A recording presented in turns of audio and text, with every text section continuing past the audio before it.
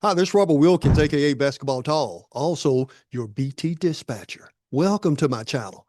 Today I'm bringing you headline news as well as commentary with a different flavor. Headlines from the New York Times. Green strain from Trump reflects an emerging MAGA split. The right-wing Republican Congresswoman from Georgia has grown disillusioned with her own party and with President Trump, and increasingly willing to say so. Representative Marjorie Taylor Greene, the right-wing Republican from Georgia, did not appreciate being threatened by the White House over her backing for a bill ordering the release of the Epstein files. So after a Trump official put out word that doing so would be viewed as a very hostile act, she called a top West Wing aide to push back. I told them, "You didn't get me elected. I do not work for you. I work for my district," she recounted recently during a wide-ranging interview in her office on Capitol Hill. We aren't supposed to just be whipped on our votes because they're telling us what to do with this scary threat, or saying, "We'll primary you," or that you won't get invited to the White House events. Me personally, I don't care, Ms. Greene went on. Just days when she encountered tactics like that from Mr. Trump's team, she added, "I'm not like explicit you." You know, a lot of us don't agree with a lot of things, but it's good to see our representatives get some guts, a backbone for a change. So far we've been seeing nothing but cowardice.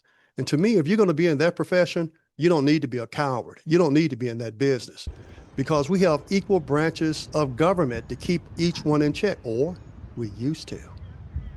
But Miss Greene is standing up, especially when it comes down to the Epstein files. And I'm an old cop. I believe in justice, right and wrong, good and bad. And I'd like to see some people standing up for the victims for a change. Way to go on that, Margie. After arriving in Congress in 2021 as something of a joke and a pariah in her own party, known for making bigoted remarks and amplifying QAnon conspiracy theories, Miss Greene evolved into a team player. She still sometimes spout groundless claims and racist remarks, but also wielded some measure of influence by aligning herself closely with former Representative Kevin McCarthy, then Speaker of the House, who in turn reined in her more extreme impulses. But those days are all now behind her. Ms. Greene is no longer a team player for Republicans in Congress, and she is no longer seen as a joke. She is now operating as a powerful free agent with considerable self-regard and a big chip on her shoulder. She appears to feel no obligation to anyone in Washington, certainly not to Speaker Mike Johnson, whom she tried to oust last year for allowing the vote on continued U.S. aid to Ukraine, and increasingly not even to Mr. Trump.